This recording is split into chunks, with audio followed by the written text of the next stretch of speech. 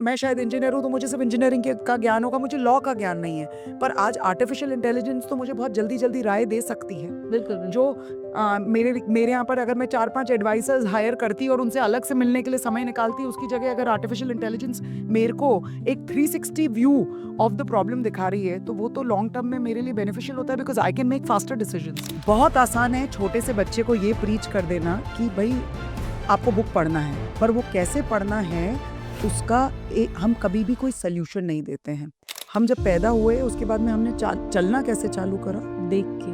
देखा हुँ, और पता नहीं क्या हुआ, धीरे-धीरे चल मसल में स्ट्रेंथ आ गई, इंट्यूटिवली हमने चलना चालू करा। हुँ। हमने बोलना ऐसे चालू करा, हमने चलना ऐसे चालू करा, पर ये सेम चीज़ पढ़ने पे लागू नहीं होती है। हेलो फ्रेंड्स, आपका बहुत-बहुत स्वागत है द स्वाति शो में एक खास एपिसोड, जहां हम गहराइयों से विचारों को तलाशेंगे, हर नए पहलू पर चर्चा करेंगे। और आज का जो हमारा टॉपिक है, वो बहुत इम्पोर्टेंट है, क्योंकि आज हम बात करेंगे हमारी आने वाली नई पीढ़ी की, हमारे बच्चों की। आज हम बात करेंगे इंडियन एजुकेशन सिस्टम की, और यहाँ हम बात करेंगे बच्चों को सोशल मीडिया, मोबाइल, गेमिंग इन सब से दूर कैसे रखा जा सके। देखिए, हमेशा के लिए तो उन्हें ख़त्म नहीं कर सकते, क्योंकि अगर हमें आगे बढ़ना है तो नई पीढ़ी को ऐसे ही चलाना पड़ेगा, और इनके बारे में आज हम बात करेंगे। आज जो हमारे मेहमान हैं वो बहुत ख़ास हैं, क्योंकि उन्होंने एजुकेशन सिस्टम को एक काफ़ी लंबा समय दिया है, और हम उनसे बात करेंगे कि हम कैसे बच्चों को और आने वाली पीढ़ियों को सजा सकें, क्योंकि बच्चे एक कच्ची मिट्टी होते हैं, उन्हें हम जैसे ढालेंगे वो वैसे जीवन में आगे बढ़ेंगे। तो देखते रहिए ये शो और बने रहिए मेरे साथ द स्वाति शो में।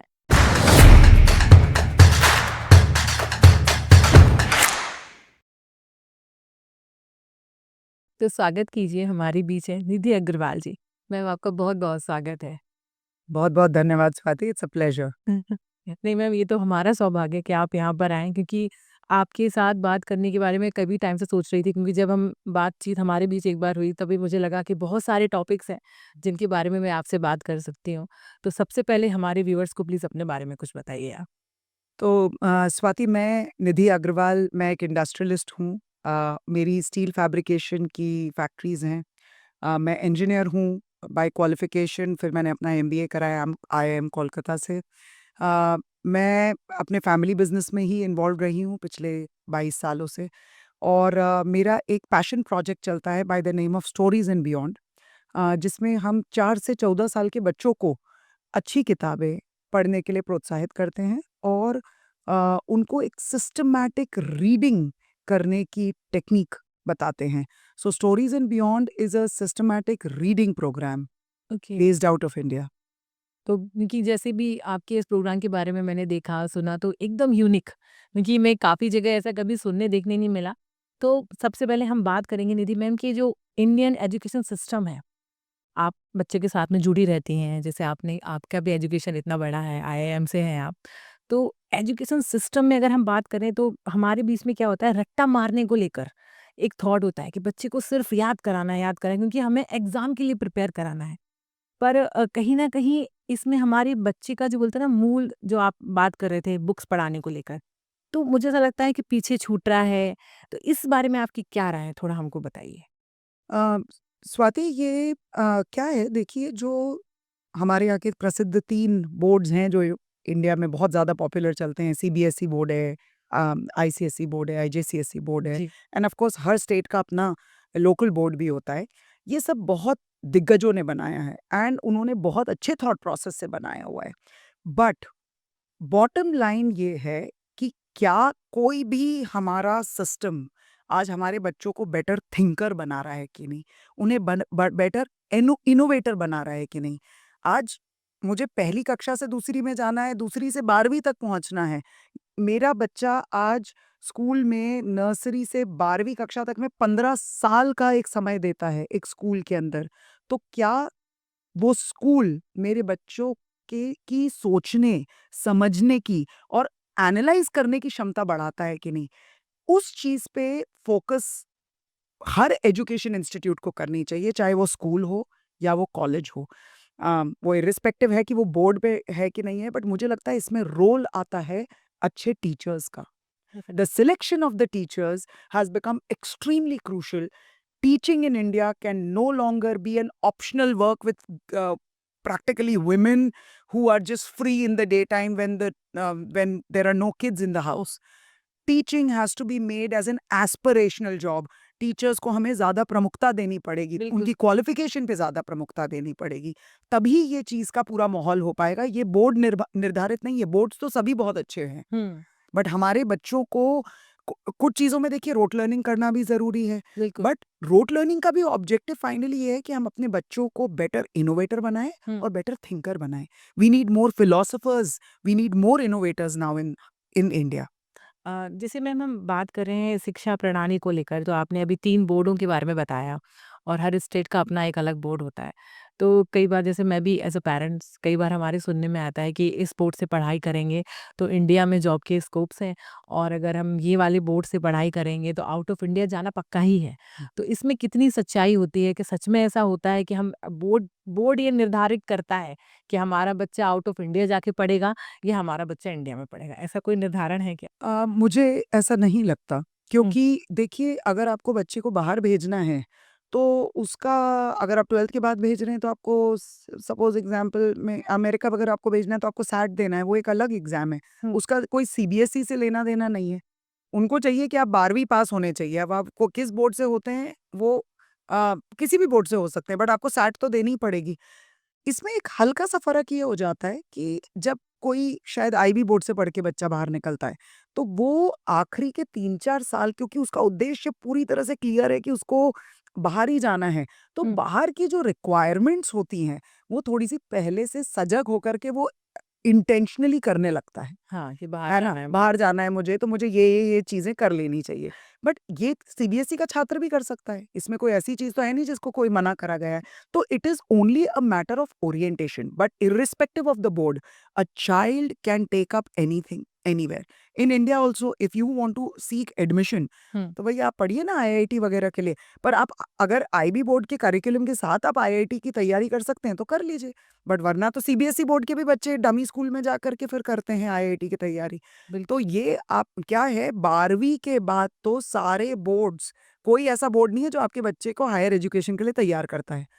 तभी तो कोचिंग क्लासेस इतनी इतने ज़्यादा सक्सेसफुल हैं, क्योंकि कोई भी ऐसा बोर्ड नहीं है जो कि आपके बच्चे को 12वीं के बाद के लिए एकदम श्योर शॉट बोलता है कि एकदम स्मूथ ट्रांजिशन हो जाएगा.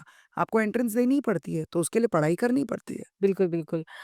मैम आपको ऐसा, जब आपने ये आपका प्रोग्राम स्टार्ट किया है स्टोरी ऑन बियॉन्ड, जितना मैंने पढ़ा है, देखा है उसके हिसाब से तो हर एज ग्रुप के लिए मतलब एक एज ग्रुप आपने डिसाइड करके रखी है कि इतने एज के बच्चों को इतनी बुक्स।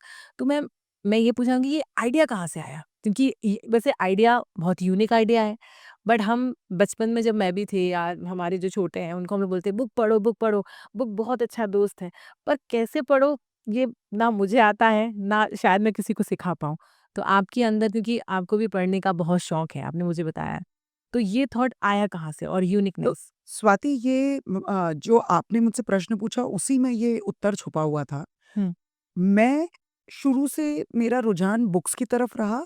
ऐसे कई बच्चे होते हैं जिनका हुँ, रुझान बचपन से ही बुक्स की तरफ रहता हुँ, है ना?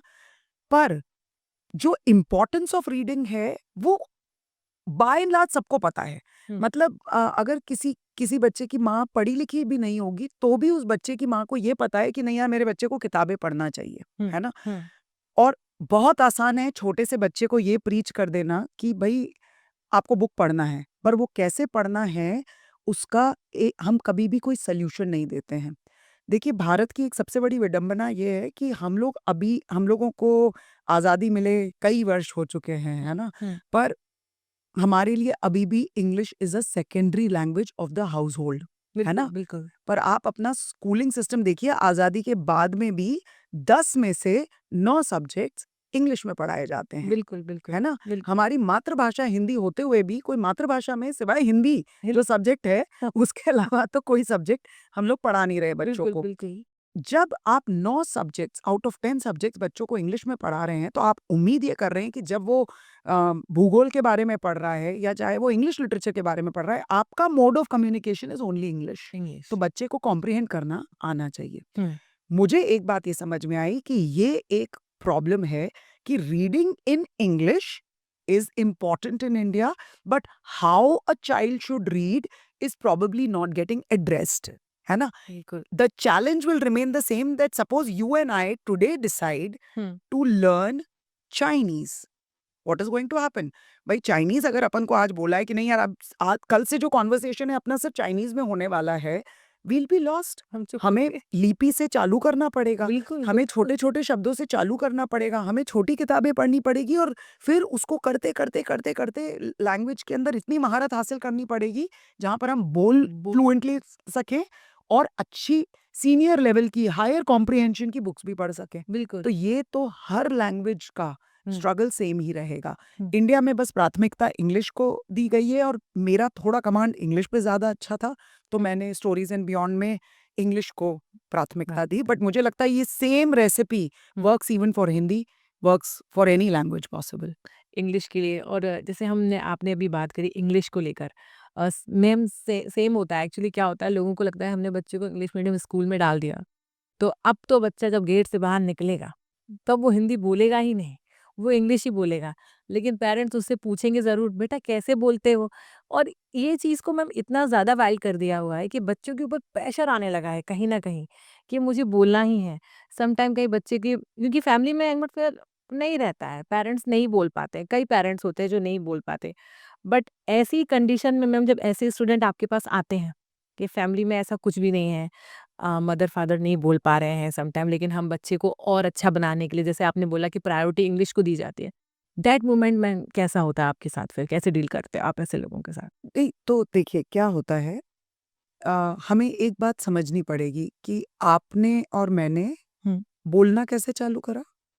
देख के दूसरे को। हमने दूसरों को देखा हाँ। और इंट्यूटिवली सीख गया। हुँ, हम जब पैदा हुए उसके बाद में हमने चलना कैसे चालू करा, देख के। देखा, हुँ, और पता नहीं क्या हुआ, धीरे धीरे चल मसल में स्ट्रेंथ आ गई, इंट्यूटिवली ए हमने चलना चालू करा, हुँ, हमने बोलना ऐसे चालू करा, हमने चलना ऐसे चालू करा। पर ये सेम चीज पढ़ने पे लागू नहीं होती है।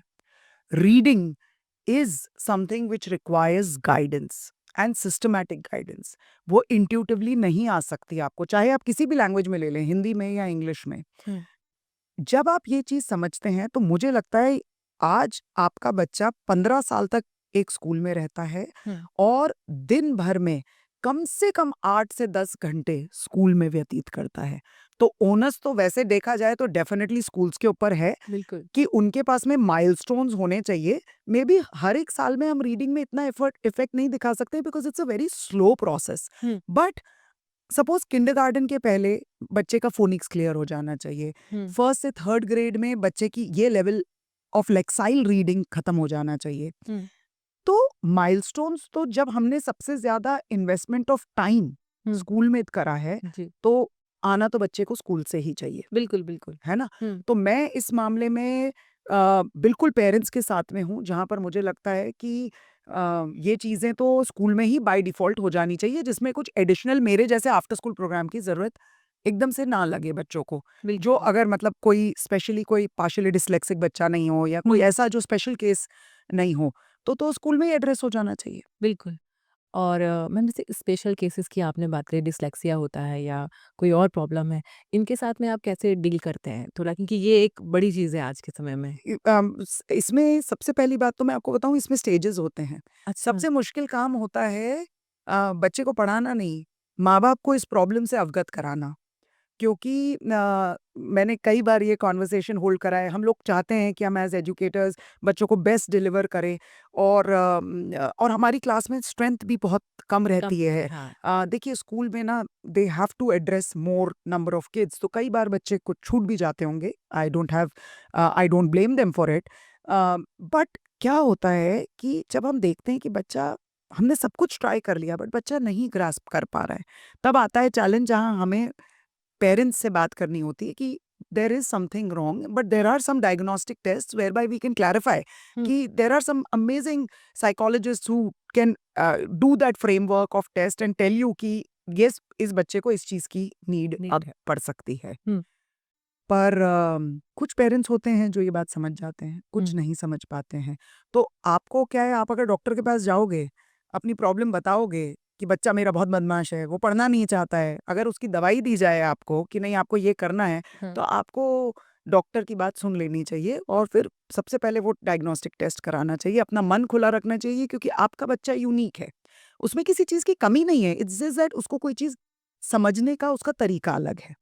तो अब हम उसको कैसे एड्रेस करते हैं? Suppose we get a child who is partially dyslexic and has special needs in reading, उनको रेगुलर लिखने और पढ़ने इंग्लिश में प्रॉब्लम आ रही है। इन बच्चों के साथ में there are a lot of techniques that have been evolved over a period of time, जैसे एक ओजी मेथोडोलॉजी है व्हिच इज़ वेरी पॉपुलर, हाँ। जो बच्चों को बहुत प्रोत्साहित करती है on how to memorise words, how to read and all. But by and large मैंने देखा है इसमें बच्चों के साथ रेपिटिशन वर्क्स हुँ। Wonders. Children need repetition correct. At this age. जैसे अगर आपको याद हो तो हम लोग जैसे जब छोटे थे हुँ। तो हमने एबीसीडी कितनी बार करा होगा, हाँ। या टेबल ऑफ 2 हमें क्यों एकदम याद है कंठस्थ, पर हमें टेबल ऑफ 17 याद नहीं है, जबकि मम्मा ने बोला था कि नहीं 20 तक का टेबल, क्योंकि क्या है 10,000 बार शायद हमने 2 का टेबल बोला है, पर हमने शायद वो 17 का टेबल उतनी बार नहीं नहीं बोला है। पढ़ा है। तो repetition is the way that things get hammered in human brain, but क्या हमने उतनी बार कर लिया है रियाज हुँ। is what is important. So I by and large repetition works, but of course you have to keep revising, and patience has, as a teacher, as a guru, patience is something that has to be your intrinsic quality. You have to love children. You can't be just thinking कि अच्छा मेरे को बस अपना 1 घंटा खत्म करना है, अपनी सैलरी लेनी है, move on. आपको एम्पैथी ला करके ही टीचर बनने के लिए क्वालिफिकेशन होना चाहिए आपका। बिल्कुल, बिल्कुल। मैम जैसे भी आपने बताया जो स्पेशल चाइल्ड्स होते हैं, आपने बताया कि पेरेंट्स को समझाना बड़ा मुश्किल होता है। तो ऐसा कभी हुआ है आपके साथ में? बहुत बार। मैं आपको 2 कॉन्ट्रास्ट्स बताती हूँ, हुँ। है ना?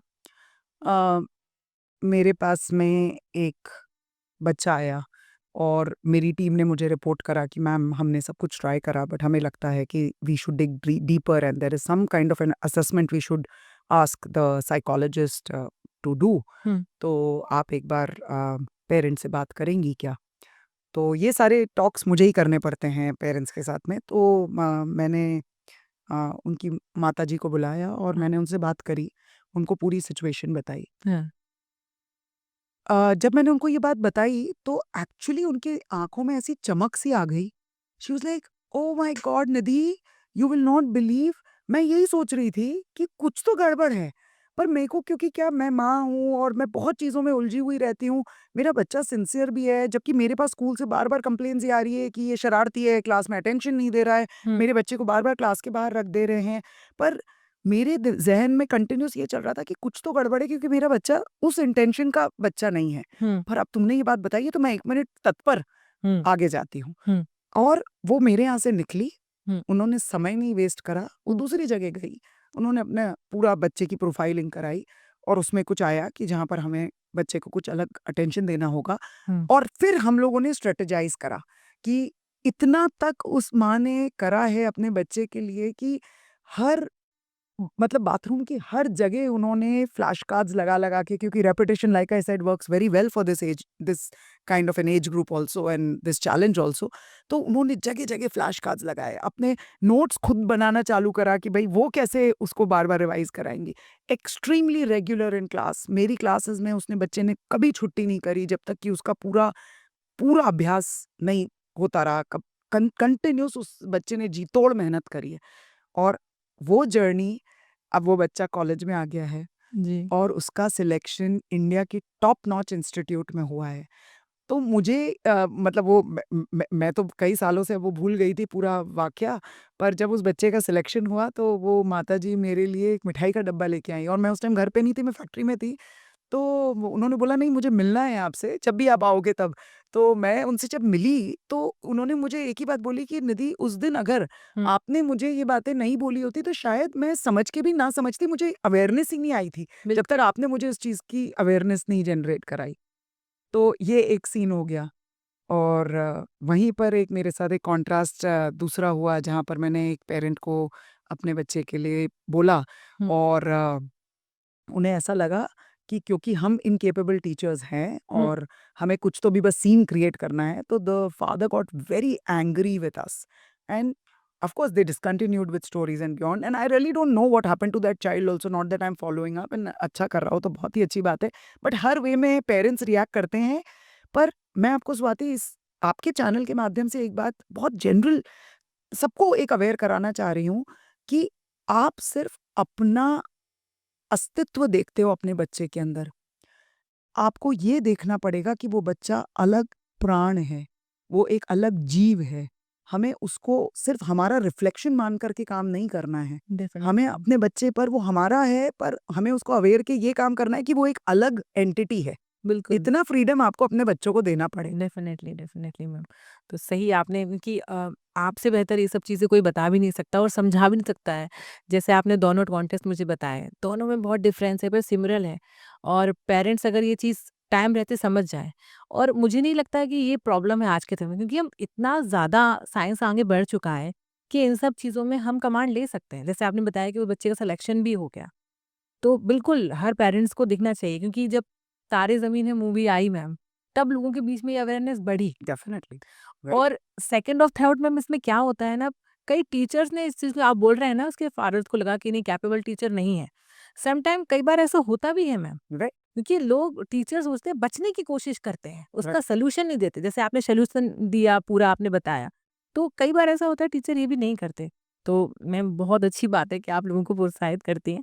मैम हम अगर रीडिंग में और आगे बढ़े, जैसे आजकल ई बुक्स का बहुत है, तो एक पेपर बुक और ई बुक में कुछ डिफरेंस होता है क्या पढ़ाई को लेकर, या थॉट प्रोसेस कि हम बुक से ही पढ़ें, पेपर बुक से पढ़ें तो ही अच्छा रहता है, या ई बुक से?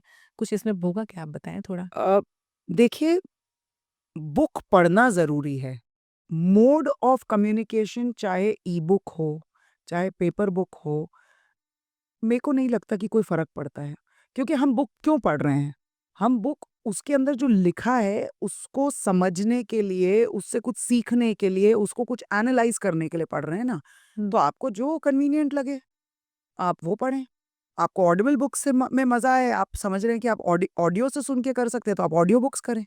आपको अगर ई-रीडर से पढ़ना है, तो रीडर से पढ़ें। मुझे तो बिल्कुल भी नहीं लगता हम्म। कि ये तीनों मोड्स, जो कि अब आजकल रेडिली अवेलेबल हैं, बिल्कुल, बिल्कुल। तो हमें तो इनफैक्ट तीनों का बेनिफिट लेना चाहिए। मैं अपने अनुभव से बताती हूँ कि डेफ़िनिटली पेपर बुक्स का मेरे पास में एक अलग चार्म रहता है, बट मैं ट्रैवल बहुत करती हूँ, तो मेरे लिए कई बार होता है कि मैं बहुत सारी वज़नी किताबें नहीं उठा सकती हूँ, तो बिल्कुल, मैं, बिल्कुल। मेरी एक बुक किंडल पे और एक बुक ऑडिबल पे चल रही है, तो मैं तो दोनों सुनती हूँ। मेरा एक तरह से चैनल चेंज हो जाता है। और एक और बात, ज़रूरी नहीं है कि मैं अपनी बुक ख़त्म करूँ, है ना? मतलब मेरे को नहीं लगता कि मेरे को कवर टू एंड कवर तक बुक को फिनिश करना ही है। A book has to inspire me. कई बार होता है मैं बुक चालू करती हूँ, मैं जो खोजने निकली हूँ मुझे वो नहीं मिलता, या जो ऑथर बोलना चाह रहे हैं वो मैं नहीं ग्रास्प कर पाती हूँ, तो मैं उसको बाद के लिए छोड़ देती हूँ। बिल्कुल, मैं कई बिल्कुल। बार बाद तक के लिए भी बुक्स को छोड़ देती हूँ कि मैं बाद में पढ़ूँगी। तो purpose of book is not just to finish, because reading is just the mechanical aspect of it, है ना? उससे जो हम एनालाइज़ करना चाहते हैं, that is the purpose and mission of reading. तो हम लोग क्या कहीं न कहीं सब मैकेनिक्स ऑफ रीडिंग, एबाकड में ही अटक के रह जाते हैं। हमें उसके बियॉन्ड सोचना चाहिए। तो मुझे नहीं लगता कि ये मोड से कोई भी फ़र्क पड़ता है। इनफैक्ट मैंने देखा मेरे किंडल में, तो अगर मुझे कोई वर्ड नहीं आता है suppose, so I press on that and I get the हाँ। Meaning readily, you know. I mean then I don't have to carry another dictionary, so it's better sometimes. और ऑडिबल में क्या होता है, वॉइस मॉड्यूलेशन इतने बढ़िया सुनाई देते हैं, हम्म। तो बड़ा इंटरेस्ट आता है। हाँ मुझे जी। ऐसा लगता है जैसे मैं एकदम जी रही हूँ उस बुक को। तो और सबसे ज़्यादा चैलेंजिंग होती है paper books, because there the tone is also decided by you, the meanings also have to be comprehended by you. So the vocabulary has to be robust, and you should be able to visualize whatever the author is trying to say. तो बिल्कुल, सबसे बिल्कुल। ज़्यादा difficult तो paper book ही है।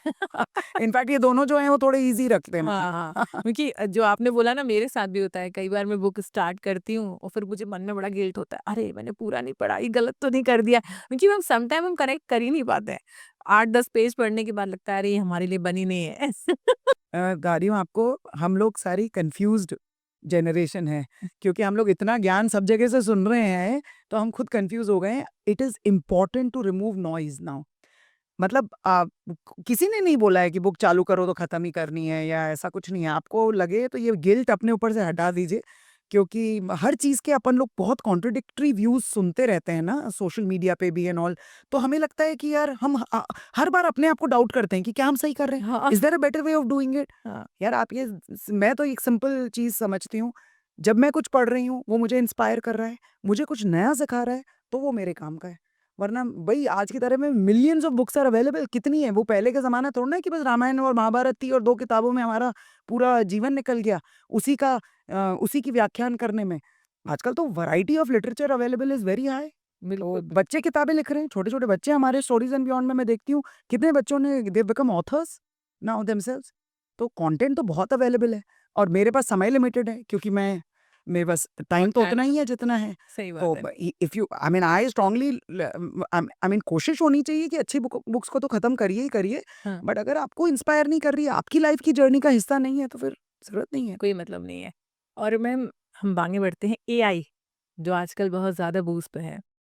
AI मेरे हिसाब से बनाया गया था बड़े लोगों के लिए, और बड़े लोगों के लिए नहीं, लोगों की हेल्प के लिए बनाया गया था कि आप कम टाइम में ज़्यादा अचीव या ज़्यादा कॉन्टेस्ट कैसे ले सकते हैं। और इतना सारा मटेरियल है आज के टाइम में जो गूगल के पास था। अब हम और चैट जीपीटी या किसी और प्लेटफॉर्म के बारे में बात करें, तो कहीं न कहीं बच्चे इसका गलत इस्तेमाल कर रहे हैं मेरे हिसाब से। चाहे कोई भी हमें स्कूल से कोई असाइनमेंट मिलता है तो बच्चे ने फटाफट डाला मोबाइल पे, प्रिंट आउट निकाल के और क्लास में दे दिया। तो ये हमारे बच्चे को कहाँ पीछे ले जा रहा है या आगे की वो सोच ही नहीं रहे मेरे हिसाब से। या कमांड देते टाइम वो सोच रहे हैं या सोचने की बोलते हैं ना कहीं न कहीं रुक रही है। तो एआई आज के समय के बच्चों के लिए कितना मतलब बेनिफिशियल हुआ है या वो उनको ड्रॉबैक में ले गया है? थोड़ा आप ये बताइए। अम, इंसान के इतिहास में हर जो रेवोल्यूशन आया है, उसने कुछ जॉब्स छीने हैं और कुछ नए जॉब्स जी। बनाए हैं, हुँ, है ना? पहले हम हंटर गैदरर थे, हुँ। तो हंटर गैदरर के अंदर सबसे इम्पोर्टेंट आदमी कौन होता था? जो वो हार्पून चलाता था, है ना? महत्वपूर्ण हाँ, हाँ। जो आखिरी वार करेगा वो सबसे पावरफुल आदमी होता था और जनरली वो मुखिया होता था उस ट्राइब का, हुँ, है ना? हुँ, फिर एक टाइम के बाद में ये हुआ कि भई गन्स आ गई, हुँ, वेपन्स बन गए, तो हुँ, बड़ी चीज़ें जब बनी तो फिर इन चीज़ों का महत्व कम होता चला गया। इतना करते-करते फिर इंडस्ट्रियल रेवोल्यूशन आया। हुँ, जब पहली बार स्पिंडल मशीन्स आई, हुँ, जब टेक्सटाइल के अंदर रेवोल्यूशन हुआ, हुँ। हर जो चीज़ हमारे यहाँ ताना-बाना से बनती थी, हाँ, वो हाँ। मशीन बनाने लगी। बिल्कुल, बिल्कुल। अच्छा, पॉसिबल था भी नहीं कि अगर हम रेवोल्यूशन नहीं लाते, तो क्या हमारी एज़ ह्यूमन्स ग्रोथ हो पाती, जो हमारी अभी हुई है? वो नहीं हो पाती। भई बिल्कुल, हम बिल्कुल। वही काम करते रह जाते। जैसे आपकी और मेरी मम्मी ने तो आटा चक्की पे नहीं पीसा, पर हुँ। उनकी मम्मियों ने तो पीसा है हाँ, और हम तो कतई भी नहीं पीसने वाले हैं। तो हमारी लाइफ डेफिनिटली बेटर हुई है और इसीलिए हम हायर ऑर्डर थिंकिंग कर पाए हैं। मुझे लगता है कि द हम एज़ ह्यूमन्स, भगवान ने हमारी जो रचना करी या जो हमारी बायोलॉजी है, उसके हिसाब से हम हायर ऑर्डर की तरफ बढ़ते जा रहे हैं। हम वो काम करेंगे जो कि क्रिएटिव होंगे, जिसमें एक ह्यूमन टच होगा, जैसे म्यूजिक है, आर्ट है, इन सब चीज़ों का जब हम करेंगे ना, तो वो ह्यूमन्स से बेटर मशीन्स नहीं कर पाएगी। मशीन्स हमेशा क्या काम कर पाएँगी? जो रेपिटिटिव हो। हुँ, तो भई हमें करना क्यों है वो रेपिटिटिव काम? अब आती है बात बच्चों के असाइनमेंट की। हुँ। अगर बच्चे को पहली बात तो बच्चे को ये समझना कि यहाँ पर शॉर्टकट लेने से तुम अपने खुद के ब्रेन के स्टैमिना को कम कर रहे हो। बिल्कुल। तो ये स्कूल क्या कर रहा है? स्कूल एक रियाज़ दे रहा हुँ, है ना? हम जैसे म्यूज़िक सीखते हैं, हम रियाज़ करते हैं, हम रोज़ रियाज़ करते हैं। हुँ, आपको और मेरे को अगर मैराथन भागनी है तो हम रोज़ भागेंगे, हुँ। तभी जाकर के हम शायद वो 42 किलोमीटर्स कभी अपने जीवन में कर पाएँगे, बिल्कुल, राइट? बिल्कुल। तो हर चीज़ का एक रियाज़ होता है, तभी तो वो इंसान आगे बढ़ पाता है। तो स्कूल क्या कर रहा है? स्कूल आपको असाइनमेंट्स के माध्यम से वो रियाज़ करना सिखा रहे हैं। अगर वो स्कूल रियाज़ करना बता रहा है, तो हमारा फ़र्ज़ क्या बनता है? हमारे बच्चों का क्या फ़र्ज़ बनता है? कि वो रियाज़ करें। अब उसके अंदर वो शॉर्टकट अगर ढूँढते रहेंगे, हुँ, तो कहीं न कहीं वो खुद को ही हानि दे रहे हैं, पहली बात तो ये। बट क्या इसकी वजह से हम बोल दें कि एआई हानिकारक है? हुँ। ऐसा बिल्कुल भी नहीं है। वो तो अब क्यों फ़ोन्स का इन्वेंशन हुआ तो आप अपने बच्चों को फ़ोन्स दे रहे हैं, तो आपको उसको उससे लग रहा है कि फ़ोन्स बहुत बेनिफिशियल है आपके बच्चों के लिए, बिल्कुल। वो भी नहीं है। तो आप कहीं न कहीं एक सीमा, एक लक्ष्मण रेखा ड्रॉ करते हो कि नहीं, इसके बियॉन्ड ये तुम्हारे लिए हानिकारक हो जाता है। पर मुझे लगता है कि जो मंडेन टास्क्स हैं, artificial intelligence will do better things than what humans can do, and as a result of which हमारा समय अब फ्री हो जाएगा, जिससे कि मैं और बेटर काम बहुत कर सकूँ। और दूसरी एक और बात क्या होती है, आज इंटरडिसिप्लिनरी हुँ, जो पढ़ाई हो या जो आज हमारे बिज़नेसेस की रिक्वायरमेंट हो गई है, वो इंटरडिसिप्लिनरी हो गई है। मैंने अपने मेरे को मैं शायद इंजीनियर हूँ तो मुझे सिर्फ इंजीनियरिंग का ज्ञान होगा, मुझे लॉ का ज्ञान नहीं है। पर आज आर्टिफिशियल इंटेलिजेंस तो मुझे बहुत जल्दी-जल्दी राय दे सकती है। बिल्कुल, बिल्कुल। जो मेरे यहाँ पर अगर मैं 4-5 एडवाइज़र्स हायर करती और उनसे अलग से मिलने के लिए समय निकालती, उसकी जगह अगर आर्टिफिशियल इंटेलिजेंस मेरे को एक 360 व्यू ऑफ द प्रॉब्लम दिखा रही है, तो वो तो लॉन्ग टर्म में मेरे लिए बेनिफिशियल होता है because I can make faster decisions. तो it's how you make the most of this technology. Just the way we have come out of the industrial revolution के बाद में कोई ह्यूमन्स का पतन नहीं हुआ। हम लोग बिल्कुल। और इवॉल्व ही हुए हैं। तो आई एम तो very bullish on the factor that with artificial intelligence we will go even higher now. बिल्कुल, बिल्कुल मैम। मैम आज के टाइम में मोबाइल फ़ोन एक बहुत बड़ी बीमारी हो गई है, जो पेरेंट्स को बहुत परेशान करती है। बिकॉज़ ऑफ़ क्या होता है बच्चे मोस्ट ऑफ़ टाइम स्क्रीन को देना पसंद या तो मोबाइल, टैब, लैपटॉप, कंप्यूटर्स या टी टेलीविज़न क्योंकि उसमें भी आजकल नेट ओपन हो जाता है। तो मैम ये एक बहुत बड़ी चुनौती बन गई है। ऐसे में आप पेरेंट्स को क्या सलाह देना चाहेंगी कि कैसे बच्चों को मोबाइल से दूर करने या कम टाइम करने की क्या रिकमेंडेशन देना चाहेंगी आप थोड़ा बताएँ? मेरे टीचिंग एक्सपीरियंस में मैंने एक चीज़ ऑब्ज़र्व करी कि जो बच्चे बहुत ज़्यादा स्क्रीन टाइम पे रहते हैं, उनकी आईज़ बहुत जल्दी-जल्दी जंप करती है एक जगह से दूसरी जगह। मुझे नहीं पता ये क्यों होता है। वो तो कोई डॉक्टर ही बता पाएगा। बट क्या होता है, आप अगर किताब देखें, तो हुँ, किताब हम कैसे पढ़ते हैं? Left to left right, top to bottom, है ना? बिल्कुल। Hmm, most of the English novels are left to right, top to bottom. Hmm, वो बच्चे जो बहुत स्क्रीन टाइम में इंडल्जेंट रहते हैं, वो ये स्कैनिंग का मेथड नहीं कर पाते हैं।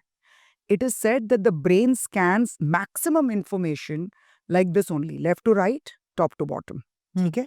हुँ, पर जो बच्चों का बहुत ज़्यादा डिजिटल इंटेक रहता है, एक तो उनका कंसंट्रेशन स्पैन इतना छोटा हो जाता है बिकॉज़ टिपिकली वो चीज़ें जो देखते हैं, they are like a dopamine rush, right? Hmm, hmm, उन्होंने देखा, उनको किसी चीज़ में मज़ा आया, बिल्कुल। 3 सेकंड का मज़ा आया, फिर उनको कुछ चाहिए, फिर उनको कुछ चाहिए, कुछ एडिक्शन सा है, हुँ, कुछ चाहिए, कुछ चाहिए, कुछ चाहिए।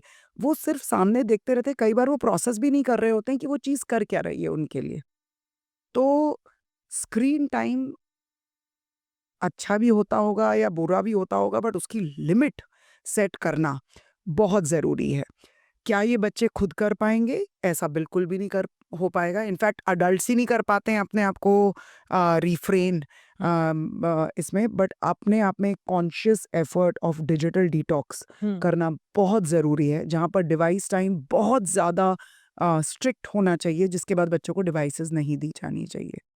द अदर ये वाला जो मैकेनिज़्म मैंने आपको बताया, this is more like a push, है ना? हुँ, एक चीज़ जो ऑर्गेनिकली लाइक अ पुल हो सकती है, बहुत आसानी से हो सकती है, is if a child is playing sports hmm, औ और is made to read books. तो ये वो 2 चीज़ें हैं जिसमें बच्चे का दिमाग चैनलाइज़्ड रहता है। हुँ, उसको धीरे-धीरे कोई एक चीज़ स्टेडी वे में समझ में आने लगती है।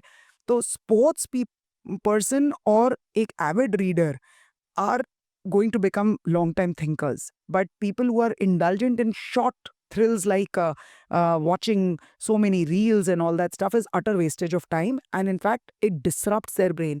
एक टाइम के बाद में mental health पे बात आ जाती है, they will become mentally sick. Children go down into depression, all because of the pressures of social media. So it has to be governed. जैसे 18 साल से छोटे बच्चे ड्राइव नहीं कर सकते, वैसे ही आप 18 साल से छोटे बच्चों का digital exposure has to be monitored by adults. बहुत ज़रूरी है क्योंकि आज के समय में मैम ये बहुत ज़्यादा हो गया है गेमिंग को लेकर। बच्चे बहुत फ़ैसिनेटेड रहते हैं, जो गेमर है, पसंद भी उन्हें वही यूट्यूबर और गेमर्स आते हैं, वही सारी चीज़ें। तो बहुत ज़रूरी है, आपने सही बताया कि एक टाइम लिमिट होना चाहिए। मैम थोड़ा हम आगे बढ़ते हैं। हम अपनी कहानियों पर आते हैं, जो बचपन में हमारी दादी-नानी हमें सुनाती थी, तो हम बहुत खुश होते थे और उन कहानियों को हम अपने माइंड में उसका एक विजुअलाइज़ेशन बिठा देते थे। वही सेम चीज़ बुक्स के साथ में होती है।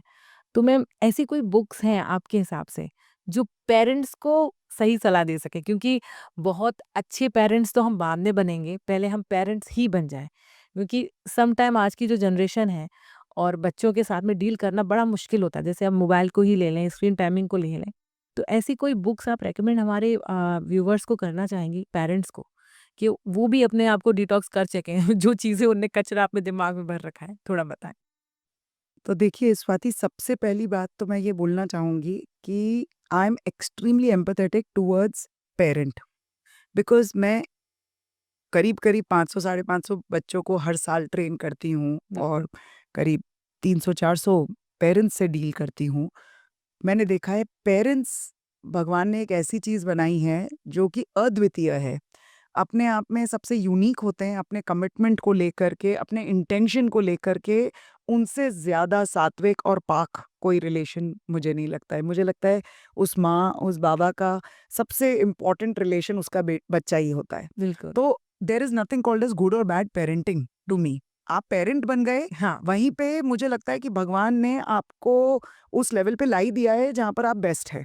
तो parents are just the best, they have good intentions and they put in all the efforts. Those are the two things that I see in every parent. But books that can help them in this journey, I have a couple of them that I wanted to recommend via your channel, the Swati Show. Books that can help parents equip themselves and similarly equip their children. My first recommendation would be a book called as Never Split the Difference. It's a book by Chris Voss. ये x FBI थे जो कि negotiator थे। इन्होंने बहुत बड़े-बड़े बहुत ही भयानक नेगोशिएशंस करे हैं with terrorists, with looters, with robbers, और जहाँ पर लाइफ वाज एट स्टेक। तो उन्होंने इस बुक को इतना सिंप्लीफाई करा हुआ है जहाँ पर उन्होंने ये बताया है कि लाइफ में नेगोशिएशन सिर्फ बिजनेस में नहीं होते हैं। लाइफ में नेगोशिएशंस आपके बच्चों के साथ भी होते हैं, आपके डे टू डे। आपको अगर अपने टॉडलर को भी कुछ समझाना है तो आपको नेगोशिएट करना पड़ेगा उसके साथ में। और उन्होंने जिस तरह की स्किल्स बताई हैं, मुझे लगता है they are applicable for business, for home makers, for a parent also. तो I really like this book. मुझे लगता है it will be very helpful the sooner that you will grab this book. This book is available in multiple languages now. It has been printed by a lot of good publication houses in various languages. So any book that I am recommending is available in multiple languages. तो आप देख सकते हैं, आपके श्रोता हिंदी के हों तो हिंदी पढ़ें और इंग्लिश के हों तो इंग्लिश में पढ़ें। The other book that I highly recommend, which is a very common book, it's the 7 habits of highly effective people. बिल्कुल है ना? आपने कई बार सुना होगा इस बुक के बारे में, और ये मैं बहुत अपने दिल पे हाथ रख के एक बात बताती हूँ, पढ़ तो बहुत जने लेते हैं इस बुक को। Problem with this book is कि ये इतना घोर सच बोलती है कि अप्लाई करने के लिए जिंदगी निकल जाती है। मुझे लगता है और कोई बुक की जरूरत नहीं है। अगर हम इस कोर बुक को का सार जी लें तो ये एक तरह से भगवत गीता का सार होगा जो हम जी लेंगे हमारी और जिंदगी में। that will make us an accomplished human, a very very good entrepreneur. It can give us very good life skills. So 7 habits of highly effective people, again a very popular book. लोग बाग सोचेंगे बहुत ही mundane बात बोल रही हूँ मैं, but मैं आपके माध्यम से एक बात बोलना चाहूंगी। पढ़ के उस बुक को आप रख नहीं सकते हैं, उसको उसका सार आपको अपने जीवन में लाना पड़ेगा। आपको वो 7 हैबिट्स इनकलकेट करनी पड़ेगी। और मैं इस बुक को बहुत सालों से पढ़ रही हूँ और मुझे एक बात समझ में आई है कि मुझे हर साल अपने आप के लिए क्रैश कोर्स करना पड़ता है, जहाँ पे मुझे उस बुक को फिर से पढ़ना पड़ता है, फिर से समझना पड़ता है, और मैं वही करती चली जा रही हूँ। तो it's a book that you need to read. Okay. बिल्कुल। And the other book which fascinates me a lot is the Mahabharata. Mahabharata. Mahabharata, more than the main story plot जो हम लोग में से सबको पता होता है, what entices me the most is the variety of characters in it and the vivid descriptions of every character, और उस हर किरदार का अच्छा और बुरा बिल्कुल बिल्कुल समझना, उसको आंकना, मुझे लगता है कि आपको एक लाइफ की स्किल सिखा जाता है। क्योंकि जीवन में कोई सही और गलत नहीं है, नजरिया अलग है। Point of views is what separates you and me right now also, है ना? तो मुझे लगता है कि वो उस दिशा से अगर महाभारत को भी पढ़ा जाए, जहाँ पर आप किरदारों के रीटेक समझ के कर सकें। महाभारत ही क्यों, आप किसी भी माइथोलॉजी की बुक को उठाएं, आप रामायण को उठाएं, आप ग्रीक माइथोलॉजी से आप इलियाड लें, या जो होमर ने वो ओडिसी लिखी है, आप जो कैरेक्टर्स को करना चाहें, आप ये मतलब माइथोलॉजी तो कहीं ना कहीं आपको पढ़नी ही पढ़नी चाहिए, क्योंकि जो कैरेक्टर्स हैं they are very very vivid. मतलब बड़े रोमांचक कैरेक्टर्स होते हैं जिनको आपको एक लाइफ स्किल भी सिखा के जाएंगे वो आपको। तो ये 3 रिकमेंडेशंस हैं मेरी श्रोताओं के लिए।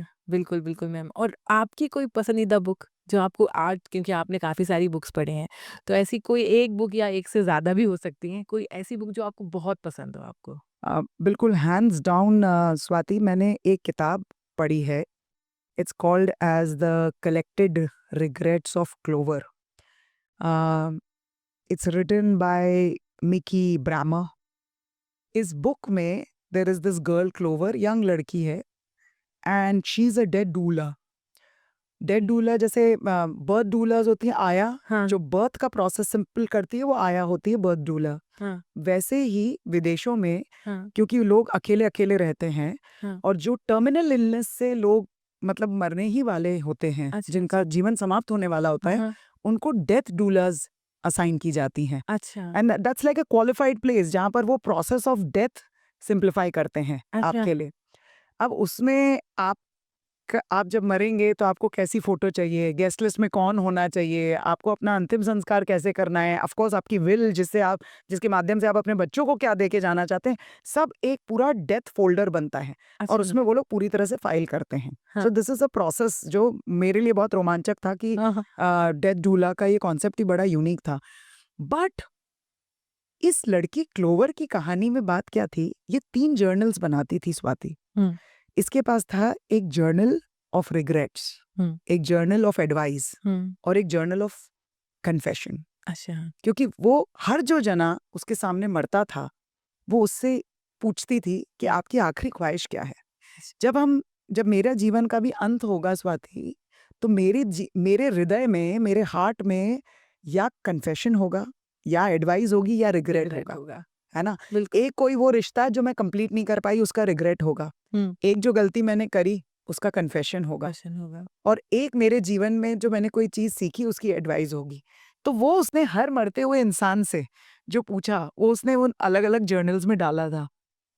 और मैक्सिमम उस कहानी का सार यही था कि सार मुझे बताना नहीं चाहिए, बट सार उसमें यही था कि we wish we had led our life in a different way. I wish we had not had the same fights and all that. तो this book is very very close to me.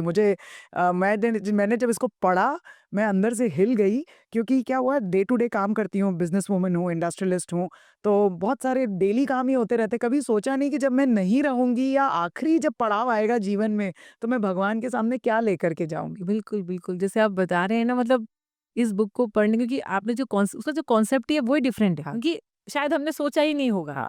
वो एक हमने सोचा है कोई किसी को कोई डेथ पेनल्टी होती है, तुम्हारी आखिरी इच्छा क्या है? बस यही पता होता है, हम इतना सोचते ही नहीं हैं। और सबसे बड़ी बात, हम ह्यूमन कभी मरने के बारे में सोच ही नहीं जाते। ये हम लोग ये चाहते ही नहीं हैं कि कोई भी, और मुझे लगता है कि जैसे-जैसे एज बढ़ती जाती है, उतना लगता है कि मौत और दूर चली जाए और दूर चली जाए। सही बात। क्योंकि जो हमारे ओल्डर्स जो हमारे बीच है, उनका मुझे थॉट प्रोसेस वही लगता है कि जैसे-जैसे उम्र बढ़ती जाती है, तो मरने के बारे में कोई नहीं सोचता है। ट्रू, बिल्कुल मैं। ट्रू। तो ये जो आपने मुझे अभी बुक का नाम रिकमेंड किया है, डेफ़िनेटली मैं पढ़ना चाहूँगी, क्योंकि आप जैसे बता रहे हैं, क्योंकि आपके फेस एक्सप्रेशन और ये सारी चीज़ें मुझको बता रहे थे कि ये बहुत ज़्यादा ही अच्छी बुक है और यूनिक कॉन्सेप्ट, जैसे मैंने बोला। बिल्कुल मैम। और अब मैम बच्चों के लिए प्लीज़ कुछ बुक रिकमेंड करिए आप। देखिए, बच्चों के लिए मैं आपको एक बात बताऊं। अभी तक मैंने देखा कि हम एज इंडियंस हमेशा जो बाहर की क्लासिक्स हैं, चाहे वो अमेरिकन क्लासिक्स हो या पॉपुलर बुक्स जो होती हैं वो वर्ल्ड की, हम बाहर के लोगों की ज़्यादा पढ़ते हैं। तो मेरी क्लास में भी बच्चा, the kids love Harry Potter, they love Roald Dahl, we all love Enid Blyton, we grown up with the writings of Enid Blyton, you know. But now you know the settings have changed, the Indian context has to come into picture, and there are some phenomenal books that I have come across, जो हमारे Indian authors uniquely काम कर रहे हैं, unique काम कर रहे हैं, बिल्कुल अपने सेटिंग को लेके। तो एक बुक जो मेरे लिए बहुत मेरे दिल के बहुत करीब है और मेरे यहाँ के बहुत छोटे बच्चों को मैं पढ़ाती हूँ अपने एक मॉड्यूल में, which is called as diversity and inclusion. मेरा एक मॉड्यूल है स्टोरीज एंड बियॉन्ड में, जिसमें हम बात करते हैं जो अलग अलग सेक्टर के लोग होते हैं, सेक्शंस के लोग होते हैं, उनको इंक्लूसिव बनाने के लिए, है ना। हुँ। उसमें एक किताब है, उसका नाम है गुलाबो। अच्छा। I think it's a Tulika publication and उस बुक में it's basically a story of a child whose father is a sweeper. अच्छा। वो गटर क्लीन करते हैं। हाँ। तो उस कहानी में जब वो क्लास में जाती है तो हर जना उसको स्टिंकी गुलाब बोलता रहता है। और and she is very hurt because everyone is commenting on because of her father who is a sweeper, और उसके लिए काम करना जरूरी है। पर वो कहानी में एंड में उस बच्ची ने क्या करा जिससे कि वो अपने फादर की लाइफ बेटर कर सके और अपने क्लासमेट्स का मुंह चुप कर सके। वो कहानी it's a picture book, but वो मेरे दिल के बहुत करीब है। There are some very good, well-researched books by Natasha Sharma called as the History Mystery Series, which are my all-time favorite. उनमें उन्होंने हमारे यहाँ के जो अच्छे रूलर्स थे हुँ। या पॉपुलर रूलर्स थे, उन पे काम करा है और उनकी स्टोरीज को सिंप्लीफाई करा है जिससे कि हम हिस्ट्री समझा सकें। That is why they called as history mystery history series. Mystery. So Natasha Sharma is also one of my favourite authors. But ऐसे बहुत और बहुत अच्छे इंडियन ऑथर्स आ रहे। तो अभी मैं बस आपके माध्यम से ये ज़रूर बोलना चाहूँगी कि बच्चों के लिए रेलेवेंस क्या होगा अगर वो यहाँ की सेटिंग का, माहौल का कहानी पढ़े। क्योंकि इंडिया इज़ डाइवर्जेंट ना, बिल हमारे यहाँ का रहन-सहन अलग है, अलग है, बिल्कुल। तो हमारे रिश्ते अलग हैं, हम यहाँ की सेटिंग में बात करें। बिल्कुल, बिल्कुल। तो यहाँ की किताबों के लिए मैम थोड़ा अब हम स्टोरी एंड बियॉन्ड पे आते हैं। स्टोरी बियॉन्ड जैसे आपने बताया कि आपने स्टार्ट लगाया मैम, तो इसमें कोई एज ग्रुप डिवाइडेड है आपका? कैसे-कैसे सेगमेंट आप डिसाइडेड करते हैं? बच्चों की लर्निंग स्किल को कैसे डेवलप करते हैं? थोड़ा-सा हमारे व्यूअर्स को बताइए आप। तो मैं आपको एक बात बताती हूँ कि स्टोरीज़ एंड बियॉन्ड का पर्पस क्या है? हुँ, इस कंपनी का नाम मैंने रखा स्टोरीज एंड बियॉन्ड, हुँ। क्योंकि मुझे लगता है कि अगर बच्चों को कहानी में मजा आता है तो rest everything follows. So like for example vocabulary will follow, creative thinking will follow, reading will obviously follow, but मजा काय में आना चाहिए, कहानी में मजा आना चाहिए। And that is why I think the big business gurus are always talking about story telling even in businesses, है हुँ, ना? हुँ। Because it is the story that counts, and that is how I named this company Stories and Beyond, and that is still the root of the heart and soul of Stories and Beyond. हमारे यहाँ पर जब बच्चे आते हैं हम उनको एन्चैंट करते हैं हमारी स्टोरी टेलिंग से ही, है ना? हुँ, स्टोरी टेलिंग के बाद में आता है रीडिंग पे focus. So reading is more the mechanical part of comprehension, hmm. है ना? तो फिर हम उनको रीड करवाते हैं। Reading is incomplete without vocabulary. अब कई वर्ड्स हैं इंग्लिश में, and English is such a beautiful language which is adapted words from every language, है ना? तो आप देखेंगे कि there is a word like juggernaut जिसका ओरिजिन वैसे जगन्नाथ जगन्नाथ। है ना? तो उन्होंने वहां से भी वो वर्ड पिक करा है, तो वो लैंग्वेज ग्रो करती रह रही है, राइट? हुँ, बहुत सभी लैंग्वेजेस ग्रो करती है, बट इंग्लिश तो बहुत ही अलग लेवल पर अपने उसमें वर्ड्स इनकॉर्पोरेट करती है। तो वोकैबुलरी आ जाती है। अच्छा, ये सब चीज़ें हमें चाहिए क्यों थी? क्योंकि we wanted children to become better thinkers and they should be able to analyse things better. ये तभी मुमकिन होता है जब बच्चा कॉम्प्रिहेंड कर सके। जब आपके सामने कोई तथ्य दिए जाते हैं, तो आप उसको बेटर कॉम्प्रिहेंड कर सकें और उससे डिड्यूस करके एक बेटर एनालिसिस ला सकें। बिल्कुल। यहीं पे मैं आपको अभी एक लेटेस्ट में अभी ये आ रहा था कि पीयूष गोयल जी जो हमारे यहाँ के union minister of commerce and industry हैं, उन्होंने एक मुद्दा उठाया था कि इंडिया से जो स्टार्टअप्स के आइडियाज आते हैं वो कहाँ काय के आ रहे हैं? फास्ट कॉमर्स के। हम लोग कंज्यूमर मेंटालिटी के लोग हैं, हमें ज़्यादा चाहिए, फास्टर चाहिए और ज़्यादा खाना चाहिए, फास्टर कपड़े चाहिए, सब कुछ फास्टर फास्टर चाहिए। But are we innovating enough in product designing? तो क्या हो रहा है? ये सब तब कब आएगा काम? जब ये डिजाइनिंग वगैरह के कॉन्सेप्ट कब आएंगे? जब हमारे दिमाग की क्रिएटिविटी और इनोवेशन। इनोवेशन हमारे अंदर आए। और ये तभी आ सकता है जब बच्चा बहुत डाइवर्स रीड कर रहा है। बिल्कुल। Why should a child be reading only fiction? Hmm, तो हमने स्टोरीज एंड बियॉन्ड के में फिक्शन भी डाला है। हमने फिक्शन में भी अलग अलग ह्यूमन स्टेजेस डाली हैं, जहां पर हम वर्ल्ड वॉर 2 की बात भी कर रहे हैं, तो हम ग्रेट डिप्रेशन की भी बात कर रहे हैं और उनकी सीखें उठा रहे हैं। बिल्कुल, बिल्कुल। तो स्टोरीज एंड बियॉन्ड के साथ में जो नॉवल है वो तो किसी बहुत ही प्रख्यात ऑथर ने लिखी है, और उसकी जो कंपेनियन वर्कबुक्स है उसमें हमने बहुत ही वेल रिसर्च्ड काम करा है, जिसमें हम वोकैबुलरी, क्रिएटिव राइटिंग और उस नॉवल के कैरेक्टर्स और थीम्स को बहुत अच्छी तरह एनालाइज करते हैं। इसको बेसिकली नॉवल स्टडी कहा जाता है। तो वो हम करके हम बच्चों को प्रोत्साहित करते हैं। अच्छा, तो बॉटम लाइन क्या है? बच्चे को कहानी में मजा आना चाहिए और बच्चे ज्यादा कहानियां पढ़ें। तो स्टोरीज एंड बियॉन्ड में हमारा उद्देश्य रहता है कि बच्चे ज्यादा से ज्यादा हमारी तरफ से बुक रिकमेंडेशंस भी लेकर के जाएं। बिल्कुल बिल्कुल। तो और मैम इसमें एज ग्रुप का कैसा क्या रहता है आपके यहाँ? मेरी स्टोरीज एंड बियॉन्ड में 4 से 14 साल के बच्चे वैसे आते हैं, पर हमारे यहाँ पर मैं मानती हूँ ये कोई एज बाउंड नहीं है। देखिए, लैंग्वेज आप अगर आज मेरे पास में अपनी एज पे भी आएँ, हाँ। तो आपको चालू तो वहीं से करना पड़ेगा। तो देखिए, लैंग्वेज का प्रोसेस है, बट यहाँ आई थिंक बड़े लोगों के पास में उतना समय नहीं होता। ये एप्लीकेबल कॉलेज गोइंग बच्चों के लिए भी है। मेरे पास में कुछ दादी-नानियाँ आती हैं जिनको अपने ग्रैंडचिल्ड्रन को इंग्लिश में रात की कहानी सुनानी होती है। तो that's how they want to learn English now with me. तो देखिए, पैशन तो क्या है, ह्यूमंस में अमेजिंग होता है, तो लैंग्वेज में कोई एज का वैसा बार नहीं नहीं होता। होता है।